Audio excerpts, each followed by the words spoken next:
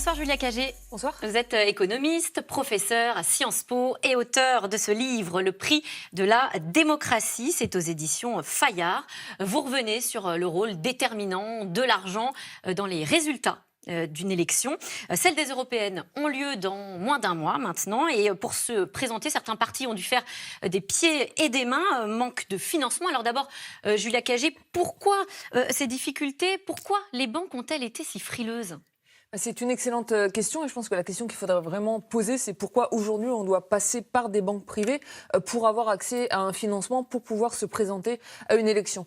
Pour dire les choses de manière très simple, en France, on a un système de remboursement public d'une partie des dépenses qui sont engagées pour l'élection. Donc le plafond de dépenses à l'élection européenne est de 9,2 millions d'euros et les candidats peuvent se voir rembourser jusqu'à la moitié du plafond de dépenses. Sauf que pour être remboursés, il faut qu'ils obtiennent au moins 3% des voix lors de l'élection. Et du coup, là, il faut vraiment séparer deux cas. Il y a le cas des petits partis, c'est-à-dire que des partis qui sont systématiquement en dessous de 3% ou autour de 3% dans les sondages. Et là, on peut vraiment comprendre la frilosité des banques, parce qu'en fait, elles prennent un risque financier. De n'être peut-être pas remboursé, que le parti fasse défaut sur son emprunt au cas où il n'obtienne pas 3% des voix. Et ensuite, il y a une autre problématique, et c'est là où on voit que dans un système qui fonctionnerait beaucoup mieux, on ne devrait pas passer par des banques privées, qui est la problématique de partis comme la France Insoumise ou le Rassemblement National, dont on sait très bien aujourd'hui qu'ils atteindront très largement les 3% le 26 mai prochain, et auxquels pourtant alors les c'est banques quoi, privées ça, c'est une refusent problématique plus d'image. Ben oui, mais en fait, ça ne devrait pas être le rôle des banques privées dans une démocratie fonctionnelle de prêter de l'argent à des partis politiques. Et on comprend très bien aujourd'hui qu'une banque ne veuille pas associer son image au Rassemblement national. Si elle le faisait, demain, on aurait des manifestations, des protestations devant cette banque. Donc ça devrait se passer autrement. Alors ces partis, justement, pour pallier les réticences des banques, eh bien, ils ont lancé des demandes de prêts directement aux particuliers. C'est le cas, vous le disiez, de la France Insoumise ou du Rassemblement national. C'était sur les réseaux sociaux. Regardez. Nous n'avons pas trouvé les prêts bancaires suffisants pour couvrir le coût total de l'opération élection européenne pour la France Insoumise. C'est pourquoi on a eu l'idée de lancer un emprunt populaire. Vous pouvez nous prêter de l'argent et cet argent sera remboursé au maximum le 31 mars 2020. Vous pouvez nous apporter une aide décisive en vous joignant à l'emprunt patriotique que nous lançons.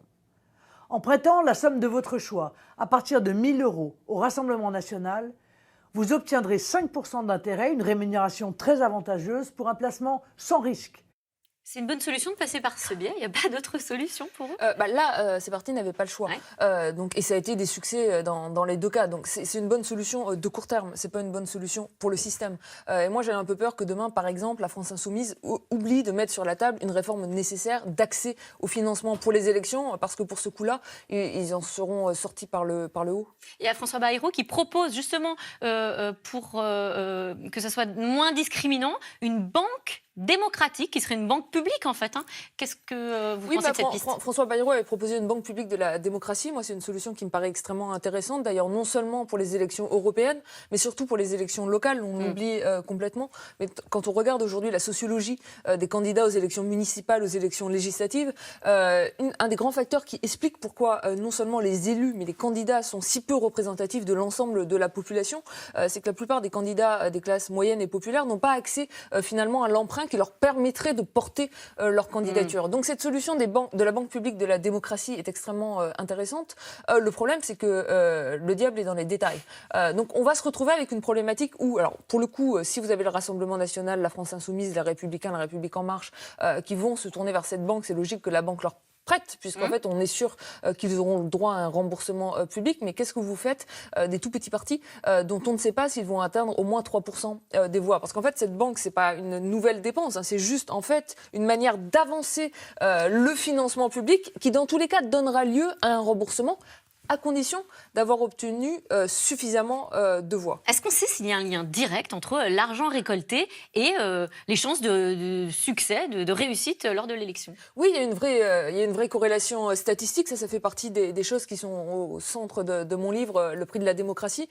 J'ai travaillé pendant de nombreuses années avec d'autres chercheurs, notamment Yasmine Bekouche à l'École d'économie de Paris, à étudier le lien causal entre les dépenses effectuées par les candidats au cours des élections législatives et au cours des élections municipales et le nombre nombre de voix qu'il remporte. Et oui, il est prouvé, il est établi. Alors c'est statistiquement vrai, c'est vrai en moyenne. Heureusement, ça ne fonctionne pas à tous les coups. Mais alors, pourtant, il y a des garde-fous. On va le rappeler quand même, les dons privés sont limités, on le rappelle. 7 500 € par personne en période normale, voilà. Auquel s'ajoutent 4 600 € en période électorale. Et malgré ces plafonds, vous dites... Ces financements sont déséquilibrés. Vous parlez même de dérives antidémocratiques. Oui, parce qu'en fait, en France, on a l'impression d'être protégé des dérives américaines où on voit les candidats qui dépensent à coups de milliards de dollars aux États-Unis, qui reçoivent des millions d'euros. En France, les entreprises ne peuvent pas financer. Elles n'ont plus le droit de donner depuis 1995, alors que là, pour le coup, on parle des élections européennes. Les partis européens se font encore financer par les entreprises. Ça devrait être régulé et interdit. Vous avez beaucoup de démocraties, l'Allemagne, le Royaume-Uni, qui autorisent encore les dons des entreprises. Pour en revenir à la France, on croit qu'on est protégé parce qu'on a mis en place un plafond de 7 500 €. Et on dit, voilà, tout le monde a la liberté de donner 7 500 €. Moi, la plupart des gens que je connais ne peuvent pas donner 7 500 € à un parti politique, même s'ils le souhaitent. Pourquoi ? 7 500 € aujourd'hui en France, c'est la moitié du salaire annuel moyen de quelqu'un qui gagne le SMIC. Donc, vous n'allez pas donner la moitié de votre salaire annuel à un parti politique. Donc en fait, c'est un privilège, cette liberté, qui n'est donnée qu'aux plus riches et même qu'aux très riches. Et il y a une statistique qui est très simple, que j'ai documentée dans mon livre, c'est qu'en moyenne, les gens ne donnent pas aux partis politiques. Si vous prenez les dons, les cotisations, vous avez moins de 1% des Français qui donnent chaque année. Si vous prenez les Français parmi les 0,01% des revenus les plus élevés, ils sont 10% à donner. Et eux, ils donnent plus de 5 500 € en moyenne, pas loin du plafond de dons. Vous allez même plus loin, puisque vous dites les pauvres paient pour les plus riches. Oui. Alors, en d'autres termes, ça veut dire quoi ? Financer un parti, ça coûte plus cher aux plus pauvres ? Oui, ça coûte plus cher aux plus pauvres et c'est quasiment gratuit pour les plus riches. Pourquoi ?